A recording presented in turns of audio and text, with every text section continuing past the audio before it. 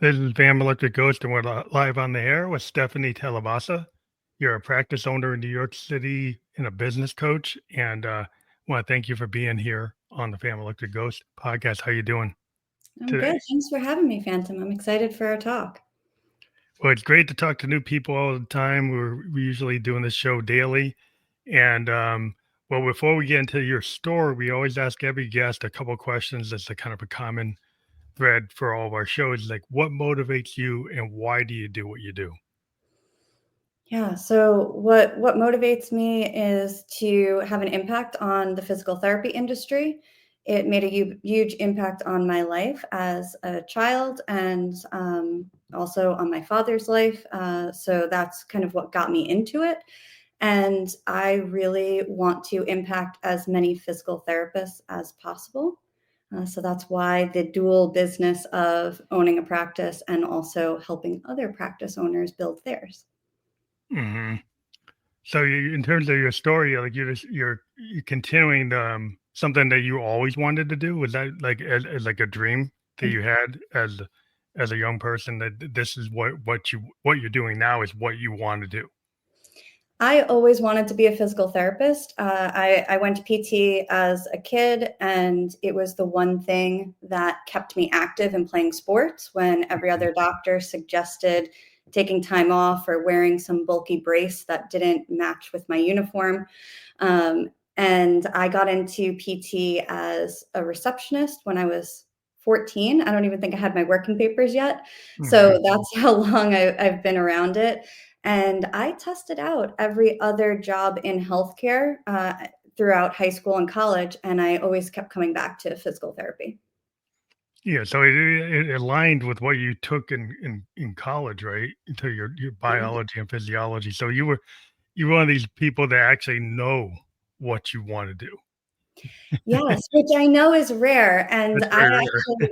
actually I had the opposite problem. I felt like I decided so early because that's what I was surrounded with, that Hmm. I was trying to prove myself wrong. So I shadowed all other healthcare providers just to really make sure before, because PT school is a 7-year commitment. It's, the 4-year undergrad and then 3 years of a doctorate program. So before getting into that, I really wanted to make sure that that was the Yeah. right fit. Yeah, but in undergrad, I went for psychology, so a Hmm. little different than your typical pre-med. Well, I think it's good to have that. 'Cause I mean, I'm a sociology kind of major from Bowdoin College, but and also political science. And I what I liked about it was this like understanding of patterns, like Right. in like well, political science is like political patterns in a macrocosm, and then like sociology is like studying the microcosm and the macrocosm. So you're studying individual like within families, and then societal impacts, like well the psychology of a riot, the behavior of political parties, the effect of like different types of things that can happen at the like group level, and this helps it like as an artist. I like the Mhm. idea of trying to understand as a writer, like if you can get some depth behind your characters by studying something that actually gives you some information on how people behave. So that was kind of my kind of angle was like, oh, I'm going to take some of these social sciences to help my art. I absolutely love that angle. I am obsessed with studying patterns and trying to figure out why people make the decisions that they do. Um, that's why I love marketing so much because we're Mhm. trying to figure out, okay, Choices. Why do what people can I put, say that again? what choices? Why do people make these choices? Right. One of my favorite courses was industrial organizational psychology, which is basically, why the end caps in the supermarket are placed there and why the milk and bread isn't the back of the supermarket and we're walking through and what we're passing. So things like that really have helped me as a business owner because I understand what to place in front of people to bring them through a funnel to attract the type of person that we help at House of PT. Hmm. It's good to know who your client is, who your customer is. even as a musician, we're always trying to figure out our audience. But then we've got other things because sometimes it's not all about like the metrics of making money. It's about like making an impact. It's like sometimes you're an artist and you could do something that's real popular, and that can Mhm. be very satisfying. But a lot of times you do things that are not designed to be popular. It's kind of designed to be, this is where my heart's at. Right, to And go it deep with one yeah, person. yeah, it happens that the audience understands it, that's fine, but it's Mhm. not always the goal.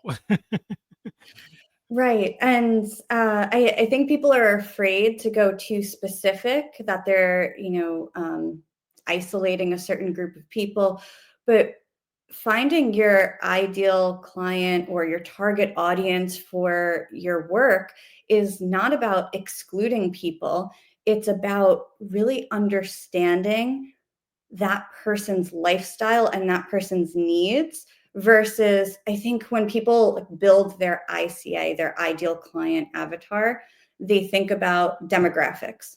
How old is Mhm. this person? How many kids do they have? Where do they live? What's their job? That doesn't mean anything. It's the mindset. Mhm. That's who we're trying to It's like attract. alignment, like, well, you think about more esoteric things like law of attraction or being in tune with somebody, like being a like musician kind of term.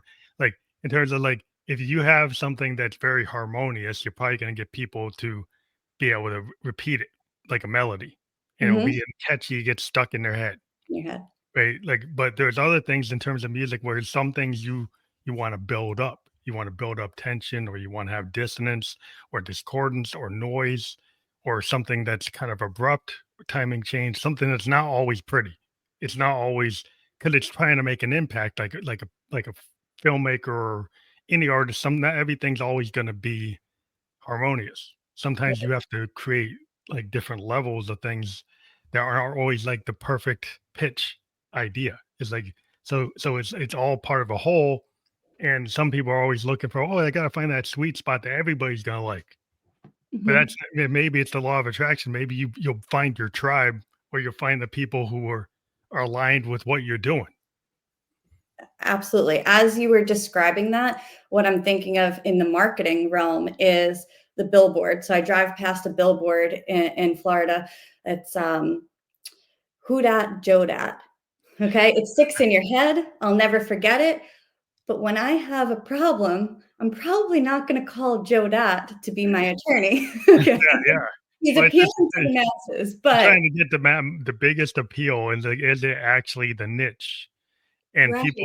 people like the lot like, there's this idea in art, today, because we live in this algorithm driven world, and people Mhm, think it's like, oh, the views, the likes.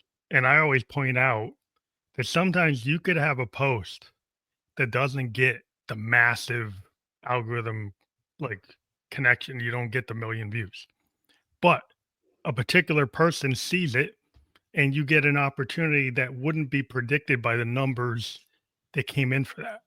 Right. So the idea is like I had a post one time, didn't have a lot of views, but then a Grammy award winning producer saw it and I got to have an interview with them. So that's an opportunity that wouldn't be reflected by the numbers. So sometimes the metrics don't always represent your opportunity. no, it's landing with the right person. That is such a great example because it wouldn't matter if 1,000 people saw it if 1,000 people didn't interact with it. It didn't If you strike a chord engage, with yeah, them. you can get Just engagement and you get the engagement with the type of person you want to talk to, but mhm, that means you're actually doing it. Like right. if I get referrals from doing a podcast and I keep on getting authors, and I keep on getting writers, and I keep on getting painters, and they That's just it. come out because they see what I'm doing. They're like, well, that's the alignment. That's what I wanted. That's what I Mhm. want to happen. Right, right. That word of mouth, that will carry you so much further, and, I talk about kind of multiplying your audience. So when you speak to one person and you really go deep with that one person and it feels like that, oh, she's in my head, she gets it. Mhm. Yeah. Then that person is going to be surrounded by people similar to them. And when they refer someone, right, that's going to multiply. So that's exactly what you're describing. It's kind of like the art community. Like if you're in an artistic community, then you get this kind of collective, like all these bass players, all these recording engineers, all these other Mhm. writers. So you're in the zone, and they were all kind of yeah. So it's like your beta. Like writers have beta readers. Okay. Musicians have kind of our collective crowd of other musicians, and they might be in different genres and different areas, but like you can bounce things off, and then those when you bounce things, then suddenly you get opportunity. Oh, would you want to play bass on this record? Oh, do you want to engineer this record? Do you want to go on tour with me? Because they know you. Because and so it's Mhm. really it's that kind of connection that's kind of like you're at the meeting, you're not doing the elevator pitch, but you're actually telling people something more memorable. And so the Yeah. guy who's just repeating the elevator pitch, he's like, "Well, how come this isn't hitting? How come this isn't landing?" And then the other person who's just kind of being like authentic, Mhm. it doesn't sound like an elevator pitch, but they're actually landing opportunities because they're more real. Right. That's a good example of kind of building in public. When you tell people what you're working on, then opportunities will come up. And I think everyone is so, at least in the business world, everyone is so, I want to build in private. I want it to be perfect before I show anyone. Right. Yeah. And I don't know if you've read The Creative Act behind me, Rick Rubin. Mhm. He talks Like about it goes, yeah. releasing the work for you, because if you never release the work, you never get the feedback, you can Yeah. never iterate. To get the root loop. I mean, I always point out there's a lot of artists in history that never really made it, right? That you think Mhm. about there's a couple of examples like Velvet Underground, Lou Reed. There was this little band he created in '66. Nobody really listened to him, but tons of producers listened to him. Like Bowie listened to him, Brian Eno listened to him. Tons of producers that became really big in the '80s and '90s listened to that band. So it's like hardly any fans listened to it, but a lot of other musicians listened to him, and it became like iconic in the canon of music within like alternative music and independent music, indie music. That like Lou was this icon, like Dylan or Hendrix, but he wasn't an icon that sold a lot of records, but he influenced a lot of people because of the art itself. And sometimes that type of recognition, even like William Blake was a Victorian poet that wasn't known in his time. He was found out after they found his stuff Right. in a barn. He had etched all his poems in metal acid, and so they lived beyond him. He became one of the greatest Victorian poets, but he wasn't known like Tennyson or Wordsworth in his time. He was found after. Right. So what are you looking to do with your work? Is it to, make the quick buck and, get the billboard up there and take any paying customer? Or is it about what you said, influence? Yeah, I mean, it's art. I think that you have to have the vulnerability to take the criticism Mhm. or take the lack of sales, but feel like a lot of times when I meet artists, they do it because they love it. And a lot of artists I deal with, they've been doing it for 30 years, 40 years. And they may not be the biggest name you've ever heard, but they're very happy with what they're doing because they feel fulfilled because they didn't feel restricted or prevented, or they didn't let themselves they gave themselves a permission structure to do their work. Where a lot of people are sitting there with regret because they Mhm. never did their work, or they did their work and they never showed it to anybody, like you said. They didn't show it to anyone, yeah. And in that case, they're creating for themselves the joy of creating versus always focusing on the outcome, Yeah, and and sometimes if you just let it happen, the yeah. Beatles let it be. Like if you let something happen, and then you go to the step of actually putting it in the world, then there's a lot of things that you can't anticipate what the world's gonna do. I mean, there's a lot of problems with people feeling unsafe in a world that can be kind of mean, right? So when you put your new idea out there, the first, and first, impressions are like, oh, hated it, Yeah. terrible. That's not how you do that, And so even if you have like, a practice and you're doing something that's not what other people are doing in a practice, It was Oh, why are you doing oh, that? That's not how you do it. I dealt with that. So my physical therapy practice is 350 square feet. Technically, the space is 500, but 150 is the ADA accessible bathroom. So we have 350 square feet for a physical therapy practice. Mhm. When I was signing that lease, I am so happy. I'm the type of person I do and then tell. So I signed the lease and then I announced it. And everyone said, how are you going to do physical therapy in such a small space? You don't even have room for equipment. You don't have room for this. What is it, just going to be you in the room forever? And right, they couldn't see it. They couldn't Couldn't see like see your idea. mhm. It's not about the fancy equipment. It's not about the gait analysis and the treadmill and having all of the newest laser and shockwave.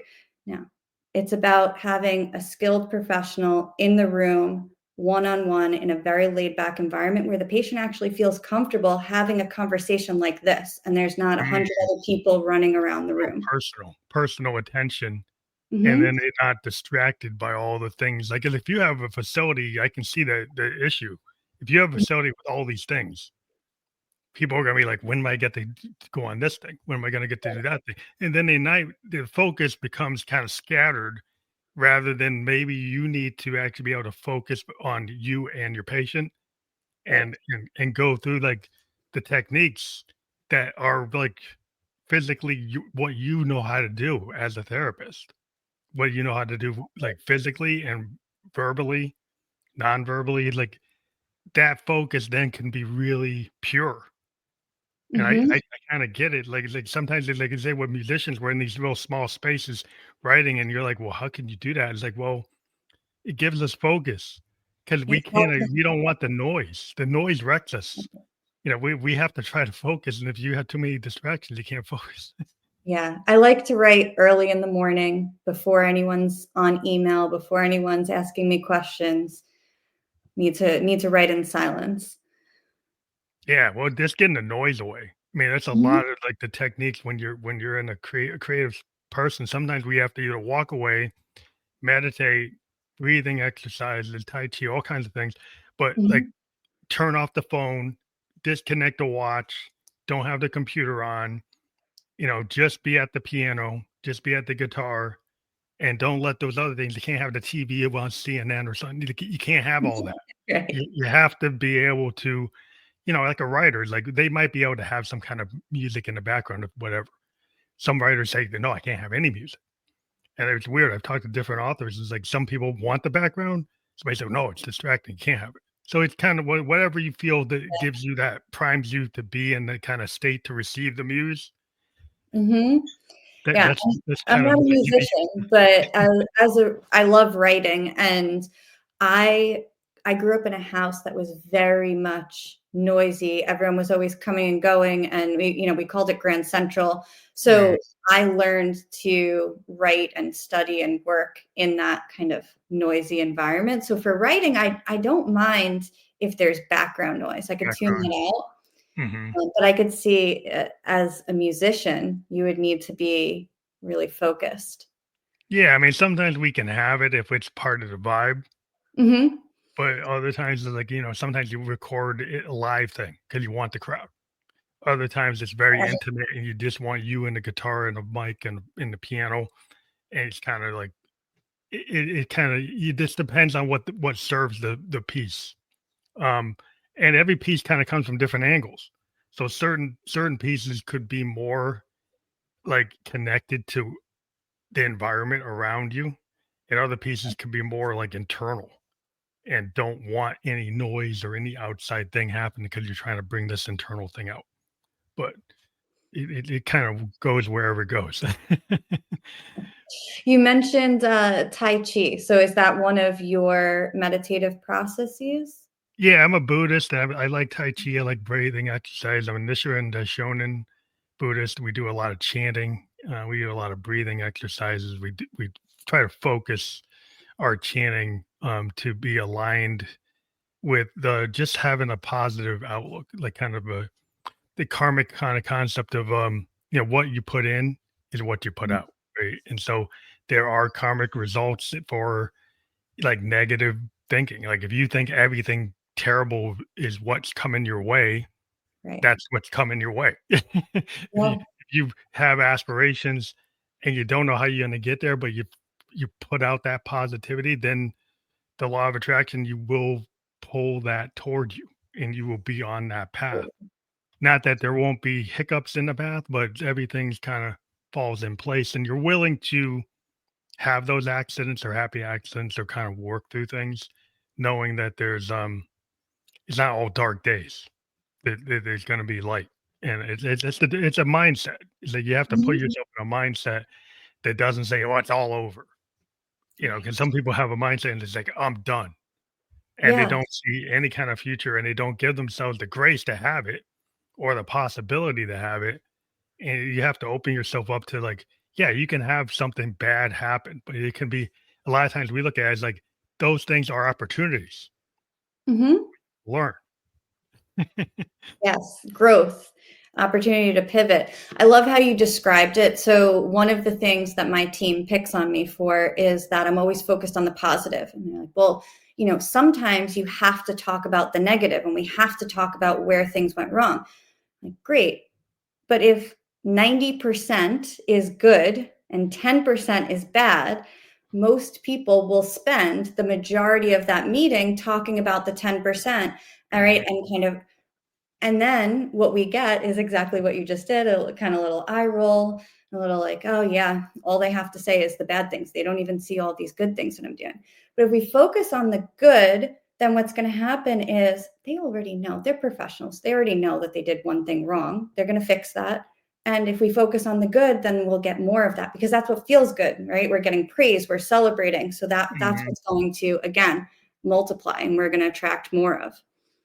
Yeah, I think it's real important to have that kind of growth mindset, or like there's no bad note in music. There's a concept like in jet free jazz fusion that like if you have a piece of music and it's written a certain way, if you actually deviate from it and hit a note that's not expected, that's not a bad note. That's an opportunity. That's Okay. an opportunity to evolve the song.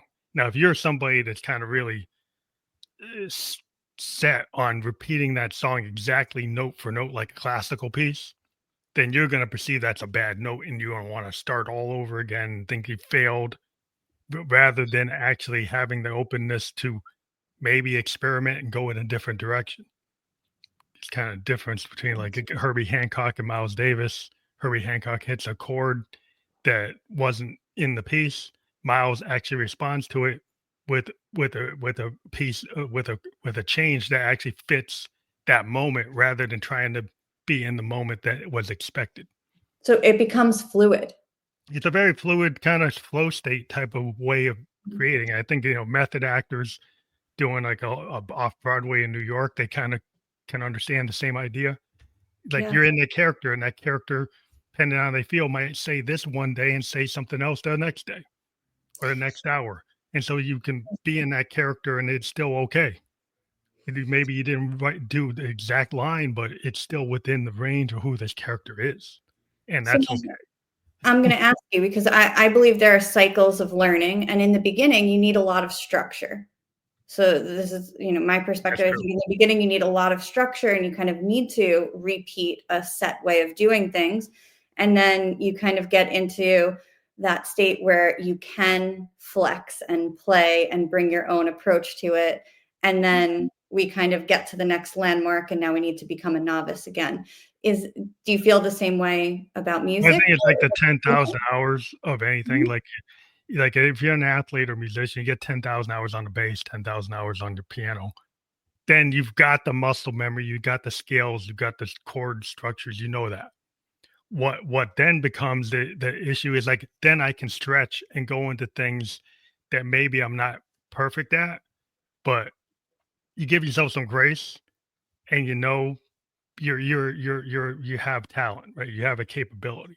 And so you might not be the best at a certain genre, but doesn't mean you can't attempt it. That you couldn't go from bebop to cool jazz or some other Mhm. form or go into even psychedelic rock and then bring it back into some classical form. You can bounce around And because you've got the hours of practice and you understand music You theory and understand the foundation. foundation, but that doesn't mean you can't experiment. And when you're on your experiment, you might be a little on the edge, right? Mhm. And it's okay to be on that edge because sometimes being perfect is kind of the enemy of creativity. Yes, yes, and I'm surrounded by physical therapists all day, and we are known to be perfectionists. But what it made me think of is one of the other reasons why I chose this degree is because you come out as a generalist. So I chose to go into orthopedics, but 2 years in, I started doing home care, which is a totally different demographic. It's Mm. more So you geriatric, kind of expand. neuro, totally different. Now I'm reviewing, multiple medications versus working with a 25-year-old, right? There's no medication list. So there was kind of this cycle of, oh, I feel like I'm brand new again. It's good to Um, learn. Kind of it's like though I think it's like you're never done with learning until you're not here. no. And so the other piece of work I do is I'm a software guy, right? So in the software Okay. world, the technology has shifted exponentially. So, I Oh, started mainframes and .NET, servers, and now we're in blockchain and AI. And so mhm. in our industry, you have to reinvent yourself all the time. Now we have some base ideas in software design are common, like theory in any kind of world, there's base theory stuff. But there's new tools and there's new concepts and new ideas, total new paradigms. And so you have to learn. And so you do have to learn structures, but once you learn those structures, then you start saying, well, why can't I use a little blockchain here and a little machine language here and a little .NET here? And you start blending things. And Mhm. that's where the innovation happens because then you can say, well, I take a piece of this and a piece of that. And then you get this whole, you know, You're matrix bringing of other your things. experience. Yeah. Mhm. Yeah. How do you feel about AI in the creative world? I think it's a tool. I think people try to act like the tech bros will say that it will replace an artist. I think that's in their interest so that you pay them the token so they make the money. I don't think that that's actually a truism because art is always going to be the human realm because it's all the pillars of your body, your spirit, your heart, your soul, and everything that's uniquely human. Every human being is so different. That's our secret sauce. AI can only learn what's been done before. And then it will synthesize to make it seem like it's doing something new, but it usually is not. It's just pulling something that's already there. Human beings can actually bring perspectives that are in your body, in your soul, in your form that nobody else really has. And so it's always going to be this kind of like random factor that you can't replicate.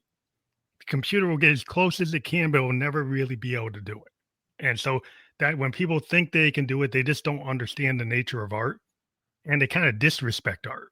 They really don't see the value of a human painter or a line artist or an actor. They don't act, they just want to see the monetary value of what they think they can replace. And so I think that's very narrow minded and short sighted and just Mhm. capitalistic in nature. Yeah. I would think that it's a little boring.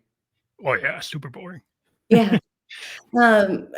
For PT, as far as the art in it is, we could all be trained the same way. My first therapist that joined the practice, we went to the same school, we worked side by side. Sometimes we even said the same phrases. We have different hands, Yeah, and when you put that your speaks hands on someone's shoulder, I might come up to their neck and get into their scap, and she might go into their lat and come into their chest, right? Where your you go touch. with Your it. touch is like your touch. It's Yeah. like it's like that voice. Every Mhm. human voice is different. It has Carrie, you got Dylan, you got Celine Dion, you got Nat King Cole. What's a computer going to do? It's trying to replicate that voice that existed. Is it ever going to create a new voice? No, that's the problem. It's not going to. Yeah. There's only one Nat King Cole. The people can try to sound like him, but there was only one, and that's it. And so so that's the thing that people don't get. Like, oh, I can make it sound like it, but Hmm. you're not it. You don't have the emotion, you don't have the pain, you don't have the happiness, you don't have the things that trigger the art. Comes from personal experiences. Every artist pulls that. Every person, when you're doing what you're doing, you're pulling everything you've ever learned and what's happening in the moment. It's very kind of point in time unique, and you can have repeatable processes that you can do, but it's like it's your touch, it's your style, it's who you are. Hmm. That's why people come to you because they found something that, oh, this aligns with me because I like your style. Right. And I think that I don't mind the use of AI as a tool to support us to be able to continue to do the art. So if AI is, it's been started to be implemented in our EMR, so in our documentation, right? Hmm. So Yeah, yeah, that can if help. if that's, you know, condensing our notes and condensing our paperwork time so that I could spend more time face to face with you instead of typing on the computer, that's a If great it use. gets rid of like menial tasks or repetitive tasks, like in our industry, we use it to like repeatable code that's boring, but not Okay. really like innovative kind of creative code. Is differences. Like there's certain tasks that are like repeatable processes, encryption processes, Hmm. credit card processing, going and checking somebody's like financial background. There's certain like protocols or procedures that are just repeatable. Well, we Yes. can get machines can do that way faster and they do it more efficient, do it tighter. But when it comes to like innovations or connections to people, this is why even CRMs are started moving away from like fake people, bots, and actually using real people because people actually prefer a real person. Oh, yeah. They prefer talking to a real person rather than some AI bot because they feel like the Mhm. bot's going to get to a certain point where it can't answer the question, and then Yes. you're going to have to talk to the human anyway. Right. Right. And, in my industry, when I'm working with business owners and they want to cut the marketing time down, what Mhm. kills me, they want to skip the writing. They want to use, a chatbot to do the writing for them, plug Writing in. is critical. No, and I'm like, I want someone to hear your voice, and that's how they're gonna know that you can solve their problem. If you are writing about how you can help someone with hip pain get lower in a squat, it's gonna sound like when they come into the office and they talk to you face to face and you describe that problem out loud. But if you're just regurgitating information about that hip diagnosis, like they could do that themselves, Yeah. right? Well, the problem with like Not giving unique. it taking creative tasks that really need flair and style, Mhm. and computers have a hard time. Like, what's flair? Like, if you try to teach it machine libraries, like give it examples what flair is, but it's only what you can find. The esoteric nature of like what is touch? We kind of know when we meet, when we're talking, we understand the touch. Right? It's Mhm. like your way of touching versus another therapist, even though you went to the same schools and maybe you learned the same things, how you do it is uniquely the way you do it. The computer might have a real hard time trying to figure that out. It won't really get it. It will try to say act like it got it, but it really didn't.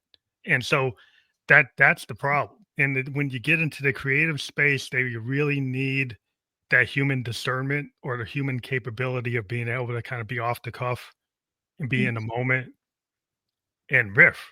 Yeah. Like, I you can't really do that. Yeah, I even get nervous with some of these teledocs where now you can like call the number on the back of your insurance Yeah, card yeah. and you plug in your symptoms and it gives you like a preset set of exercises. Well, when we do a virtual physical therapy appointment, it's like this, we're face to face, we're speaking. And when I'm asking you those questions, I'm also digging into some red flags and ruling out that there's no serious thing that we're missing and it truly is hip pain and it's not referring from your GI tract or referring from right Yeah. something not physical therapy related. And if we're just typing these answers into the teledoc on the insurance card, it's really, like you said, it's insulting to the craft. It's thinking the craft can be turned into an algorithm, but the problem is it's kinda garbage in, garbage out. It's like, algorithms can only understand all the case statements. If you don't have every case in there, then you're only going to give them back what you've got, right? So if you don't Mhm. have a way to dive into this other tree, right? Dive into like GI tract, dive into this other thing, dive Yeah. into like, and they, does it have a PhD? Did it go to medical school? Does it know to go down these roads? And he was like, well, the tech bros will say, oh, it can do it because they, Even they, they though want to believe it can do it. It's like, boy, it right. really depends on who coded And it. it depends on what the patient puts in. So does Yeah. the patient know to put in that they haven't gone to the bathroom in 3 weeks? Does the patient know to put right? Do they know that those symptoms are also potentially related to what they're Yeah. feeling The musculoskeletal, right? computer might not ask the follow-up to pull that out of the person. Yeah, It might just go down the road of what it got and then use the ChatGPT structure and only go down that road in its machine library and yeah. never think to ask about the other things unless you can't your human mind is so complicated that no code ever can match it. Though people will try to act like it can. It's like we don't have a data. Like Star Trek data doesn't exist. The AI that we have today is not equal to that. It's not equal to HAL 9000 and 2001 Space Odyssey. Nowhere even near what people think it is. Yeah. If people want to make you think it's more than what it is. And I understand why some of these guys want that because they want to make money. They're trying Mhm. to transfer money from one sector to another. They want to go into the arts, they want to go into medicine, they want to go into engineering, they want to do all these things. And I think they're making some big mistakes. And yeah, we'll see the quality of what comes out. I've had some tech guys come to me and say, well, there's some places I can't use AI. I've Okay. had some engineers that saying, no, we can't use it here. It's actually not, it's not appropriate. So you have to understand the business case or the use case for it and think of it as a tool, but not the end all solution to everything, which they're trying to sell it like it's the miracle pill that it solves And everything. It's not, that's not i- that one. if AI does our art, makes our music, does our work for us, what are we doing? Well, I've had some tech bros say suddenly how we're going to go out, all become entrepreneurs. And I'm like, I'm sorry, but the problem is the American educational system does not build in a lot of critical thinking. It was kind of built to create agricultural employees and industrial employees within like industrial kind of boxes. Mhm. So if you're suddenly going to put this out in the world and say all those jobs go away and now you can be a critical thinker, but you didn't actually give people the tools to be critical thinkers. So what are they supposed to do? Repair the machine? But they don't even have the skill set to do that. So it's like, That's what? interesting. So it's like where are they going to go? What work are they going to do if you make the McDonald's all robot operated? Right. It's like Henry Ford said, you got to pay the worker enough so they can buy the car. These guys are Mhm. saying, "Oh, I don't even need to have an employee to buy the car." Well, who's gonna buy the car? Yeah. And they've started to test those types of like virtual assistant self check-in in PT. And uh, I'm so bad. I refuse to demo it, but I understand how it could be useful. So we don't even have a receptionist in the office. It's just the Mhm. physical therapist. Our receptionist is remote, but there's a real person that Yeah, answers your questions. And when you're calling and you're saying, "Hey, I've got XYZ going on with my shoulder, do you treat that?" A real person is going to say, yes, this is something that we've worked with before, or let me go ask the PTs, come back to you and give you an answer. yeah, No, that's actually we what have it's a fun. referral. To this. It's a real person that's going back and forth with you versus this, you put in your information, you scan your ID, you scan your health insurance card, and then, I yeah. think people get kinda I think they get real, I think people want that human touch again because I Mhm. think in the world where we came out of the pandemic and you give it your solution is to put more machines and more walls and less human interaction when people are kinda starved for human interaction, Yeah. that doesn't seem like the case. Like, it seems like the wrong case, and I understand, like I said, reasons they're making it is, "Oh, I don't Mhm. have to pay this person. I can Right. have more profit in my" Listen, our profit margins are very, very small in physical therapy, in healthcare in general, but in physical therapy, our profit margins are teeny tiny. We spend a lot of money going to school for 7 years, and we don't necessarily make that comparable salary coming out. Mhm. But you're in an industry that relies on our hands, right? That healing touch, that connection. It just seems so Counterintuitive. backwards to walk into a giant screen and check in yourself.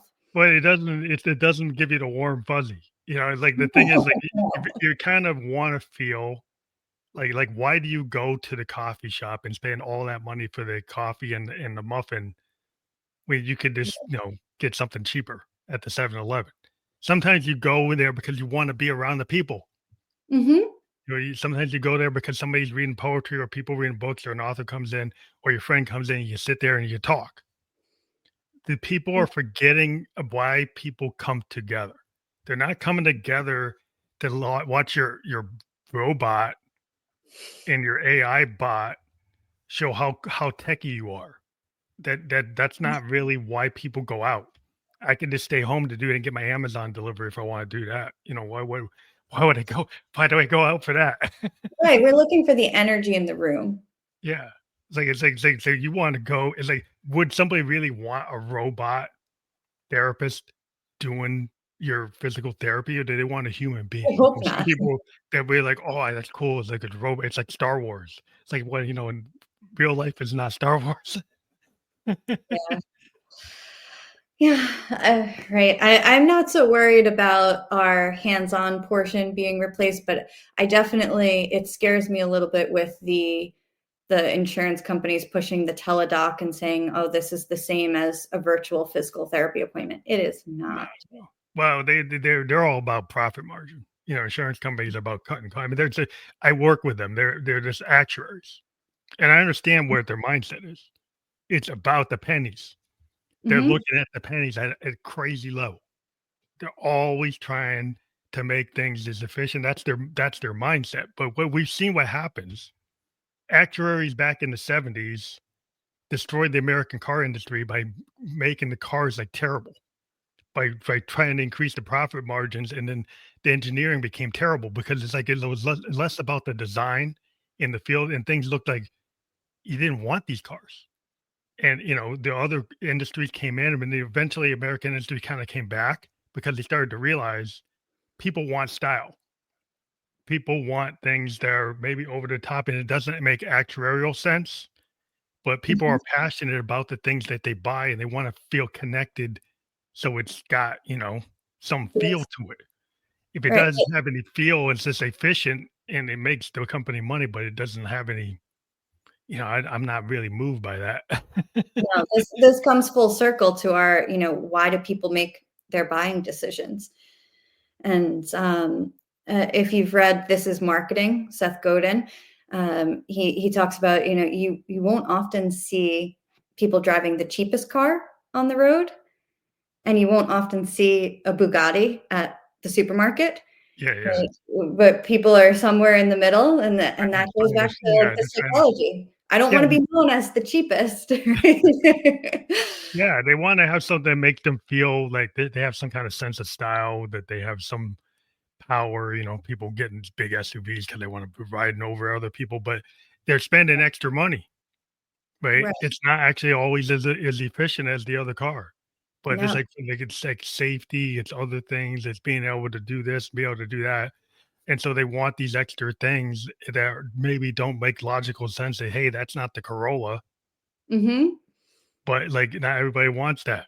right, at Sometimes a people certain want point, they you're not want something more stylish. right, right, It might not be the Bugatti, but they don't want that. They want something else. And so, yeah, I think that's why people want that custom thing. Like, why do you go to the food truck to find that taco?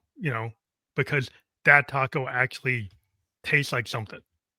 I right. go to the It has 7-Eleven more and put it in authentic the flavor. microwave. I can put the microwave burrito, and I can get my meal cravings satisfied, but it don't. have that passion of me looking for that taco truck. Yeah.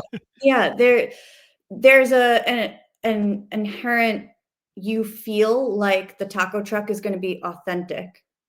Like, just the idea of it, it's it's the connection.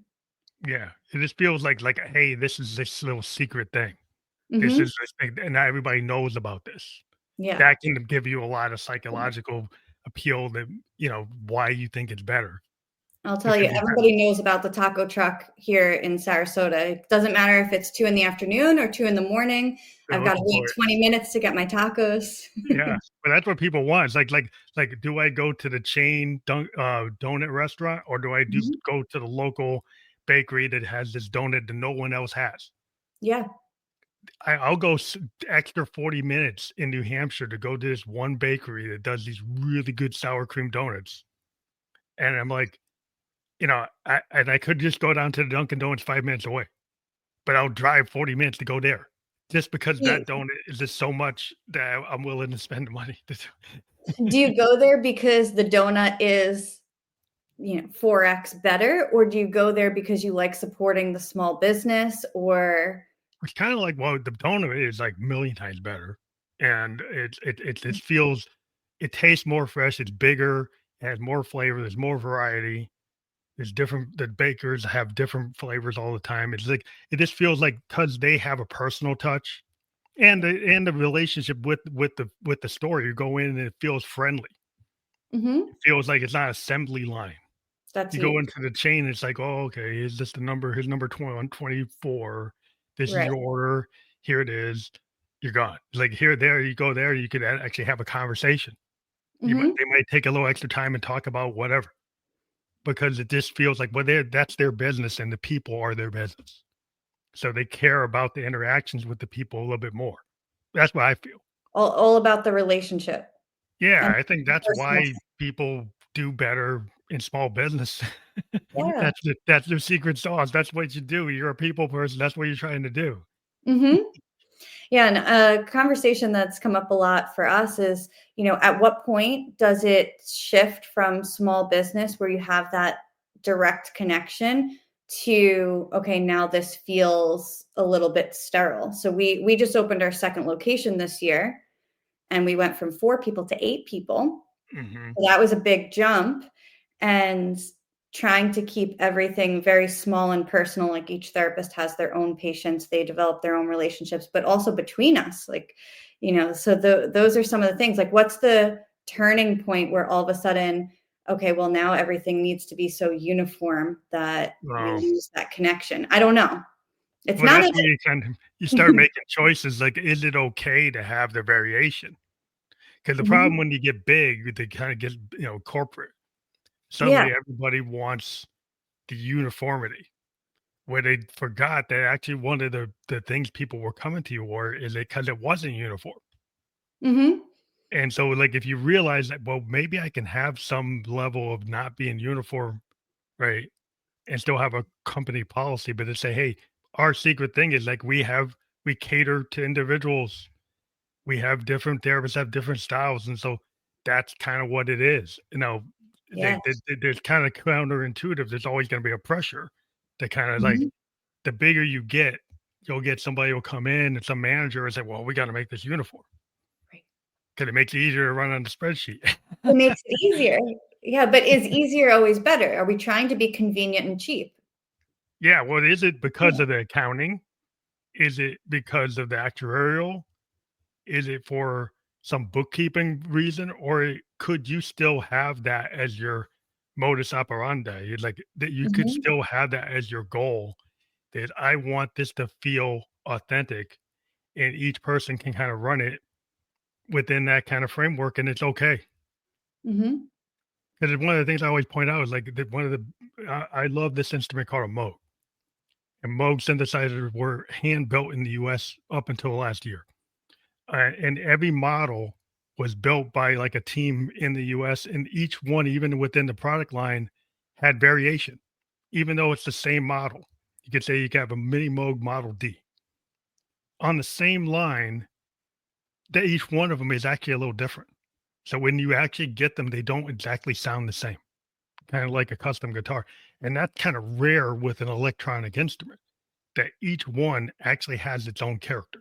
And the company kind of lived like that for like since the 50s, that they decided that that was their marketing point, that they didn't need to be totally uniform like a digital type of machine, that they were analog and kind of transistor based, so they could have that individual variation. And I thought that was like that was one of the reasons why I have so many, because they, each one is like their own thing, I and love that. that is what a lot of their customers were looking for, and that's why we bought them, because we wanted the character. As a musician, I want something to different, because I want that difference to be what I use. Yes. So it's, I think some people like, if you could actually see that has value, then you can argue that and keep it. That's my kind of Um, bottom line. I think you can I'm keep gonna that if use I'm gonna use that story the second I start to get the pressure of making things uniform. yeah, That's because sometimes you wanna have that individuality of, personalized treatment.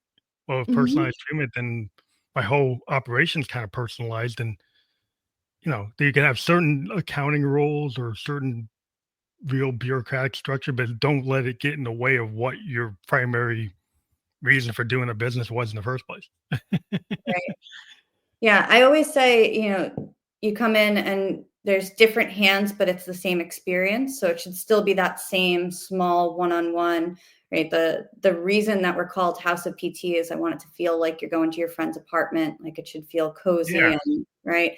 Um, but the hands are different, and that's like the approach is going to be different because we Well, all you have have the vibe, you have your overall vibe, yeah. and then everybody's working in your organization, if they understand your vibe, they understand the overall, like, story of the company, then they're gonna still if you actually, you know, onboard them and with that mindset, then Mhm. I think you can continue it. It's just if you decide that mindset's not right, that's when it will shift. Yeah. But, yeah, I think that's cool how you have that individual, like, um, flair or touch, like we've been Thank talking you. about. Yeah. I think I've that's, like, why people wanna come to people. Right, and I've tried the business obviously grew it was just me at first, and it grew from that word of mouth that we talked about, and then I really tried once the first person joined to put them front and center and make sure that they were attracting people to their style, and that's how I've kind of so whoever comes in, I'm highlighting them, which I wanna be as behind the scenes as possible when it comes to you know, the business. It shouldn't be about me, right? Mhm, When we opened our second location, I really wanted to open in Flatiron. I don't know how much you know about New York City, but that's kind of central.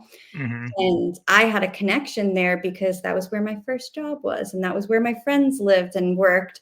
And I said, when we open our second location, that's where I want to go. And our newest PT, she said, I'm going to say this, as respectful as possible. I just want to bring this idea to you. I ran the numbers and none of our patients live in Flatiron. I looked at all of our zip codes and most of our patients actually live in Brooklyn. And I live in Brooklyn and I kind of like Brooklyn. How do you feel about opening here instead? I said, you know, I'm not there. I'm not going to be the face. I'm not going to be the one going to, all the neighbors and going to the community events. Like, who cares if it's not in Flatiron? Like that would be leading with my ego and what I Yeah, want. yeah, you made a good, well, you listened, which is, like, Right. listening skills are, like, a big thing that I think anybody that's doing any kind of, work you start, is that you have to listen to that feedback. Yeah. You Oh, it can was a have huge your idea and then compliment. just honestly listen and see if you actually, "Oh, that does make sense." Right, right. It was such a moment of, I think I was doing what I wanted, not what the business needed. And, it's one thing to say we put our people first and I listen to your ideas. And it's another thing To to actually do it. really acknowledge it. Yeah, Like, I don't know anything about Williamsburg, but if that's where we're going, like, I'm following. well, that's cool to be kinda ear to the ground and kinda know what's going on and then trust your people.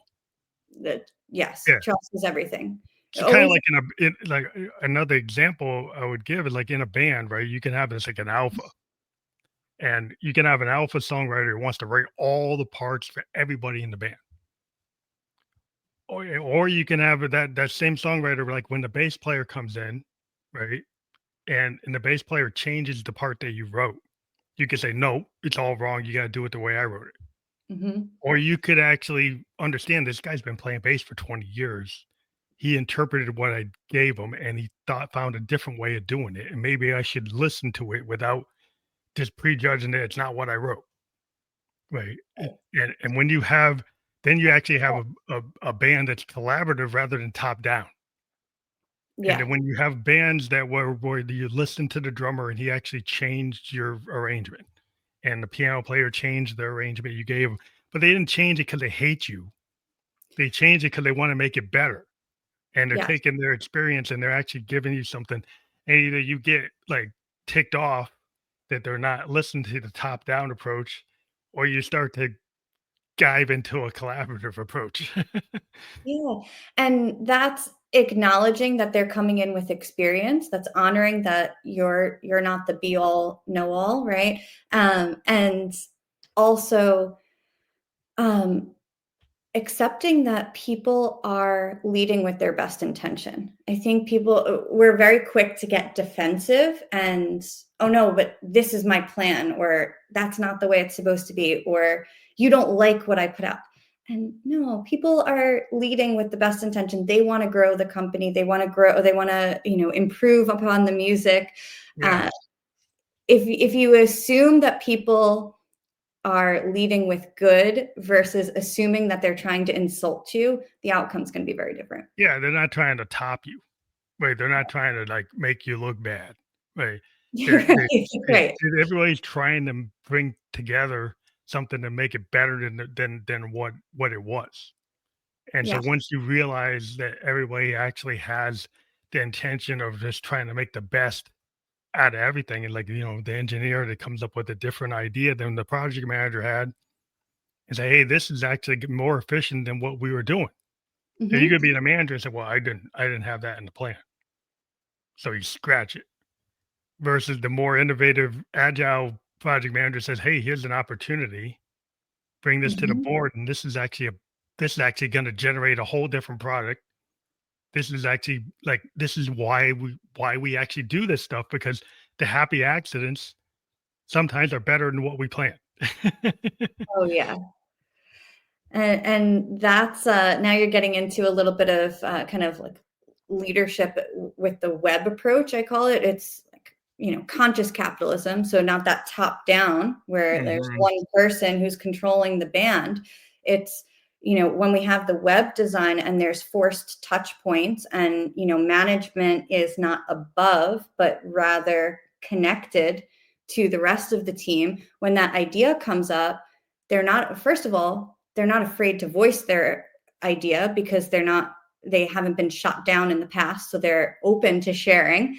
And then also that manager feels good about supporting and elevating the ideas because it's not, "Oh, my ideas are coming down to you." Well, this is like the age of innovation where we're doing all this exponential growth because there's a bunch of organizations within, information software design, robotics that actually are built like that. That people are coming up with ideas and they don't feel like, well, it's going to get stolen. So I'm not going to give it to Yeah, them. Right. So it's not like, yeah, if you get in this kind of work for hire, there's a thing in the comic book industry we call work for hire. Work for hire means you don't own the character. And this is a famous situation with like Jack Kirby and Steve Ditko. Jack Kirby created Captain America, Steve Ditko created Spider-Man. But because they worked as employees of Marvel Comics, they didn't own that. Marvel owns it. Mhm, So they never made any money from the movies, the toys, or anything. The corporation makes the money. So later in the comic industry, you had this comic book company called Image and Dark Horse, and these other companies actually let the creators actually own the characters. oh, So when Frank Miller went to, Dark Horse and he created Sin City, he actually owns that. Marvel doesn't own it, DC doesn't own it, he owns it. So when the movie comes out, he gets all the money. So there's a bunch of artists who are working for these And independent artists are companies benefiting from that. who decide, well, I'm not going to work for hire anymore because if you Mhm. work for hire, you don't make any money. Right. The company owns the character, and then you don't get any. Nobody even knows that you created the character unless you're. And in the other approach, it's stimulating people to put forth their best work, where in the first approach, after that experience, you might feel like you want to hold on to your ideas or hold back your best Yeah, work. yeah. Tons of artists held back, and then they went independent, and they went and created characters outside of the Yeah. structure. And then you will notice that in the comic industry, there's not a lot of new characters. They're all from the 50s, the 60s, 70s, 80s. There hardly any new characters. They're all from the house characters that these other artists that work for hire created, and then all the innovative people like left, and Yeah. now they're creating these properties that are outside of that structure. And they're trying to get it out there, but there's some control where some of the independent stories aren't getting out there because the big mega corporation owns the major characters, and then smaller indie companies own these other characters, and then they're not getting made into the movies and the cartoons because they're actually controlling the funnel. System is Yeah, right. so it's like you're still a level of control, but like, yeah, it's still satisfying if you own your character. So Yes. it's just a And matter of like, that type of thing. yeah, it's like that in any business, right? Right now, there's a really big hiring shortage of PTs, and a lot of PTs are going and opening up their own small practices. And I'd rather just be solo, which that's because they didn't feel recognized. If they felt recognized and heard and supported and part of the growth versus kind of exploited for their ideas and their work. Yeah, it's a cog in the machine. Like when you feel like you're work for hire, and then all your ideas are owned by the corp, and then you can't go and build your own practice. You can't build your own franchises. That you can't have your own like mindset. Like they have the corporate mindset. You can only do it this way. You have to use this tool. You have to use this Right. bot. You have to use this. Restricting people and then lack of acknowledgement. Yeah. I mean, people don't. I think human beings don't like that. We don't like to be caged. It's No. a lifelong lesson of the human race. Like, if Yeah. we get caged, we tend to try to break out of the cage. Right. And we also, we've been talking about being connected. We want to feel like we're connected to the bigger purpose. And if we feel like, we're just clocking in, clocking out, and we have no influence on where the direction is going, that lack of control, lack of connection, that's huge. Yeah, phoning it in. It's like, if you get to the point where you're phoning it in, you're not giving the boss any new ideas. You're trying to do the Yes. bare minimum to get through the day so you can go home and do what you really wanna do, which is maybe you're writing a book on the side, painting on the side, being an actor on the side, and then eventually that side thing becomes the thing. And Hmm. then you say, "Boss, bye-bye." Yeah. Right. That's what we're in the age of, like, the great resignation, the results of that, Hmm. and a lot of people becoming entrepreneurs or creating their own little micro businesses because Yeah. it's like, why should I be unhappy every day because people told me this is what you're supposed to do, but what I'm supposed to do doesn't make me feel good, so I'm Mhm. gonna try to do something that I'm more aligned with, like what I actually am supposed to do. Yeah. And, I believe in starting your own business, or obviously that's what I did. I went out on my own when I wasn't heard or acknowledged. I also believe that you can still be a staff therapist and be supported by a company and not have to take on all the risks that come with entrepreneurship, because not everyone is built for the Yeah, yo-yo up and down. There have been moments where I'm up at 3 a.m. pacing and wondering if I'm going to make payroll. Not everyone is built for that, and I don't think they should have to be. But when I'm helping business owners, I'm helping them create those structures so that they can hire PTs that are able to work the way that they want to, but there's still structure for them to grow well, with you're the trying to create a better model, which is right. really cool because like you didn't just build like your model, you're actually helping perpetuate a more sustainable model or better model for everybody, I'm for the trying. worker, for the patient. And that's a really cool idea when people are trying to do like bring it forward or pay it forward. Yes. I've always been a big fan of people who are trying to pay it forward or do something that's gonna not just help their little sector, but like actually uplift all the boats. That's always the good thing. Yeah. Yeah, I don't believe in complaining. I think, complaining doesn't get us anywhere. I'd rather do the one little thing that I know how to do, and like this is how I can make an impact on our field. Mhm. So, I think and that's commendable. That's why we like to talk to people like yourself, because we want to get these stories out to show people that you can do it.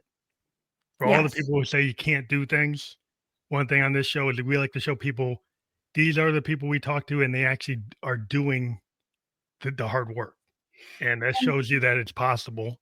And I want to thank you for being a guest on the Family Like a Ghost podcast, because these stories need to get heard. And we do have your house of physical therapy.com link below. That will be fully clickable. So if people click on that, is that how people get in touch with you? Yes. Yes, that'll bring you right to our website. And if you go to my bio, you can contact me directly. That's where my email address will be. And then if you're interested in PT or you have any questions, there's a contact form there too. And that's fully clickable. We are just live on Facebook, YouTube, and Twitch. So in the podcast description of those platforms, that link is actually a URL. And everywhere else where will be published tomorrow, all the podcast platforms where you can listen to or watch a podcast, that same situation will be there. It'll be in the description. You'll be able to click through on the URL. So that's a good thing. We do recommend everybody who listens to this episode do take the extra step of clicking on the URL so you can get the further details of anything we were talking here. You can get in contact with Stephanie, and that's really important to actually support the people we talk to. So I want to thank you again for being a guest on the Family Like the Ghost podcast. Thank you so much for having me and sharing my story. And it was a great conversation. Thank you.